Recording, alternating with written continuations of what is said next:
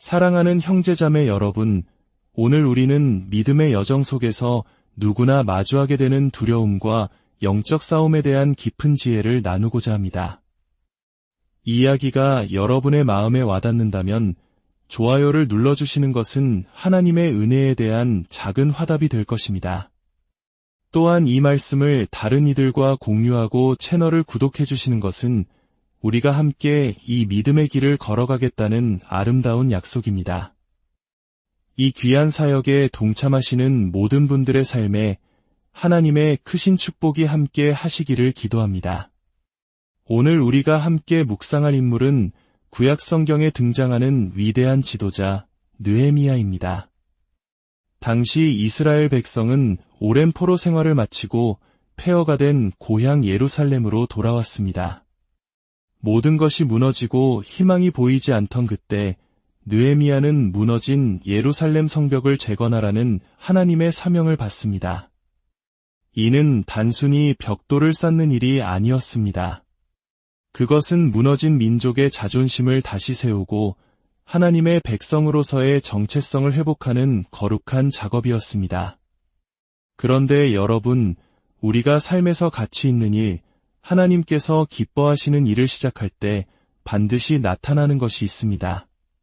바로 방해와 공격입니다. 사탄은 우리가 하나님의 위대한 일을 이루는 것을 결코 원치 않기 때문입니다. 느헤미야의 이야기는 바로 그 영적 전쟁의 한복판으로 우리를 초대합니다.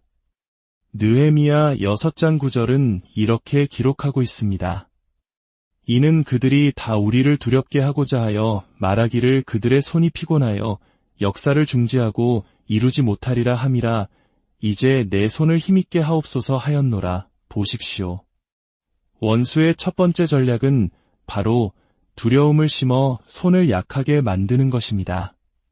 그들은 대놓고 전쟁을 걸어온 것이 아니라 우리 마음속에 의심과 공포를 심어 스스로 포기하게 만듭니다. 내가 하는 일이 과연 될까? 너는 힘이 없어. 결국 실패할 거야 라는 거짓된 속삭임으로 우리의 손에 힘이 빠지게 만듭니다. 우리도 삶의 모든 영역에서 이런 경험을 합니다. 새로운 사업을 시작할 때, 어려운 시험을 준비할 때, 자녀를 믿음으로 양육하려 할 때, 세상은 끊임없이 우리를 두렵게 만들어 그 위대한 일을 멈추게 하려고 합니다. 하지만 느헤미야는 그 속삭임에 굴복하지 않았습니다. 그는 오히려 이제 내 손을 힘있게 하옵소서 라고 하나님께 부르짖었습니다. 이것이 바로 우리의 기도가 되어야 합니다. 원수들의 첫 번째 계략이 실패하자 그들은 더 교묘한 방법을 사용합니다. 그들은 느헤미야에게 오노평지라는 곳에서 만나자고 제안합니다. 세상과 타협하라는 유혹입니다. 내가 하는 그 위대한 일, 잠시 멈추고 내려와서 우리와 대화 좀 하자 라고 말하는 것입니다. 그러나 느헤미야는 단호하게 거절합니다. 내가 이제 큰 역사를 하니 내려가지 못하겠노라. 어찌하여 역사를 중지하게 하고 너희에게로 내려가겠느냐. 이것은 단순히 거절이 아니라 자신의 사명에 대한 확고한 선포였습니다. 우리에게는 타협하거나 어리석은 논쟁에 시간을 낭비할 여유가 없습니다.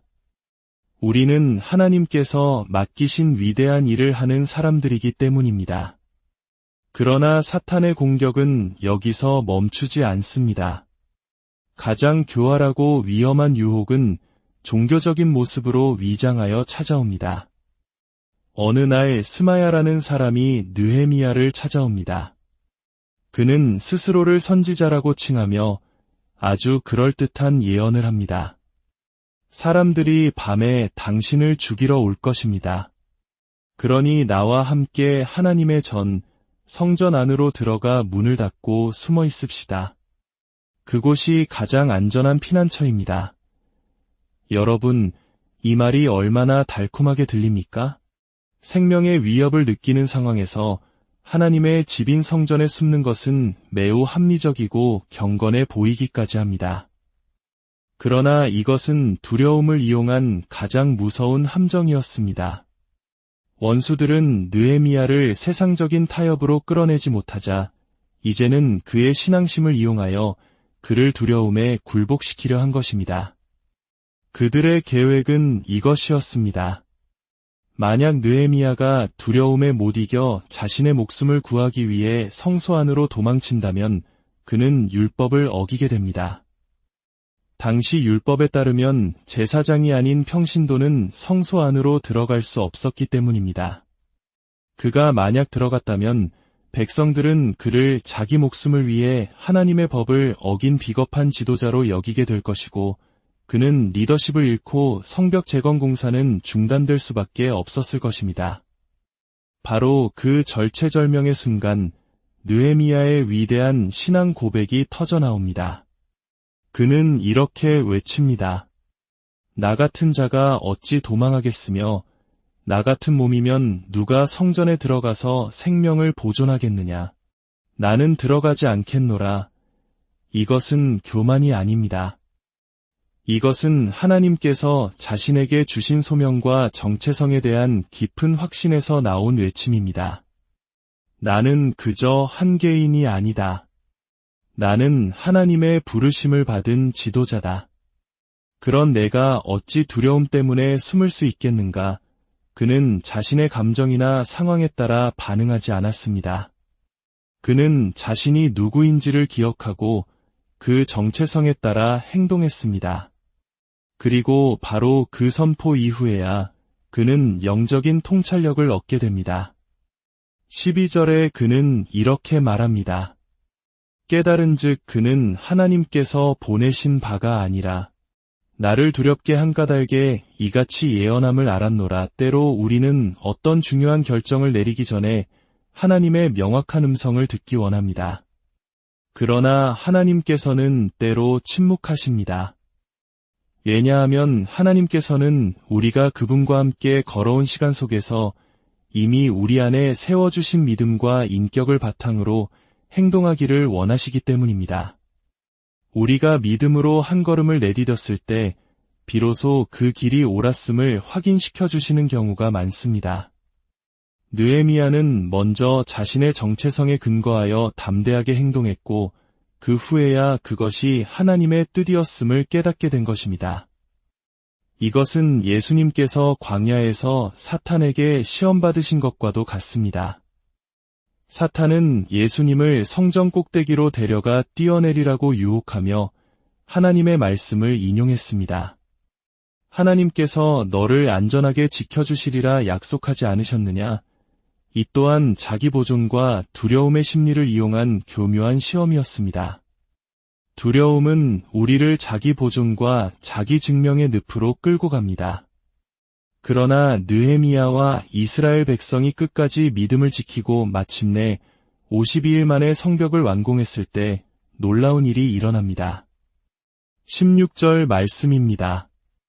우리의 모든 대적과 주위에 있는 이방 족속들이 이를 듣고 다 두려워하여 크게 낙담하였으니 그들이 우리 하나님께서 이 역사를 이루신 것을 알미니라. 우리의 순종과 전진은 그 자체로 원수를 낙담시키는 가장 강력한 무기입니다. 우리의 삶 속에서 하나님의 일이 이루어질 때 우리가 믿음으로 가정을 세우고 정직하게 사업을 일구며 아픈 이웃을 위해 기도하고 다음 세대를 말씀으로 양육할 때 악한 영들은 낙심하고 좌절합니다. 저는 사탄이 우리의 순종 때문에 우울해하고 힘을 잃는 모습을 상상하는 것을 참 좋아합니다. 그것이 바로 순종의 열매이기 때문입니다. 더 나아가 19절은 더욱 놀라운 사실을 보여줍니다. 원수들이 느헤미야에게 보낸 사람들이 느헤미야가 선포했던 모든 말을 다시 원수들에게 보고했다는 것입니다.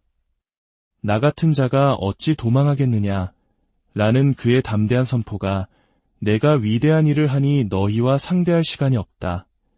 는 그의 단호한 외침이 영적인 세계에서 계속해서 울려 퍼지며 원수들의 귀에 들렸다는 뜻입니다. 우리가 믿음으로 선포하는 말, 예수 그리스도의 이름으로 선포하는 모든 고백은 영적인 방송 시스템을 통해 적진 한가운데로 송출됩니다. 우리가 예수님께 사랑합니다 라고 고백할 때마다 사탄은 자기가 통제할 수 없는 그 사랑의 고백을 강제로 들어야만 합니다. 사랑하는 여러분, 기억하십시오. 그리스도 안에서 우리에게는 무한한 힘이 있습니다. 그러나 원수의 힘은 유한합니다. 그에게 힘이 없는 것이 아니라 제한된 힘만 있을 뿐입니다. 예수님께서 광야에서 사탄의 시험을 이기셨을 때 성경은 마귀는 예수를 떠나고 더 좋은 때를 기다렸다고 기록합니다. 이는 예수님께서 사탄의 모든 힘을 소진시켜 버리셨다는 의미입니다. 우리의 사명은 단 하나입니다. 멈추지 않는 것입니다. 오노 평지에서 타협하기 위해 멈추지 마십시오. 두려움 때문에 성전에 숨기 위해 멈추지 마십시오. 모든 어리석은 논쟁을 멈추고 그저 주님께서 말씀하신 그 길을 계속해서 걸어가십시오. 묵묵히 행진하십시오.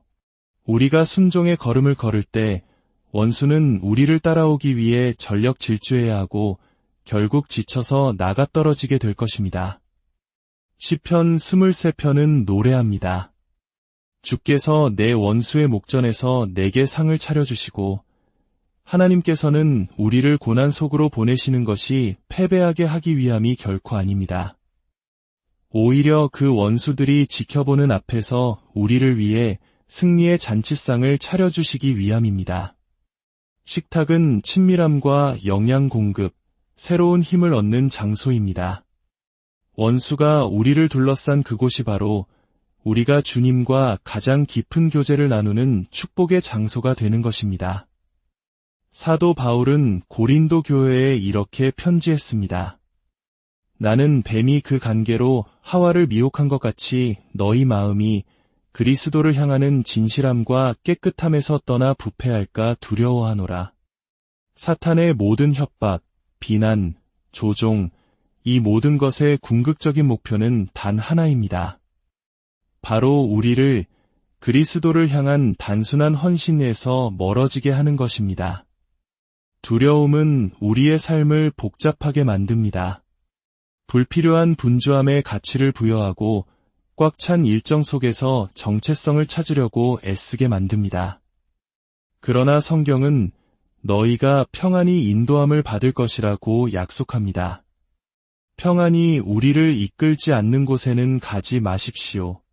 하나님의 말씀과 성령으로 충만할 때 우리는 인생의 모든 도전을 헤쳐나갈 수 있는 지혜와 능력을 얻게 됩니다. 이제 함께 기도합시다.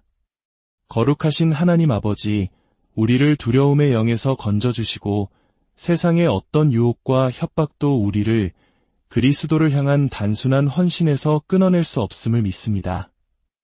느헤미야처럼 우리에게 맡겨주신 사명을 끝까지 완수할 수 있도록 우리의 손에 힘을 더하여 주옵소서. 우리 각자의 삶의 자리에서 무너진 성벽을 재건하는 위대한 건축자들이 되게 하옵소서.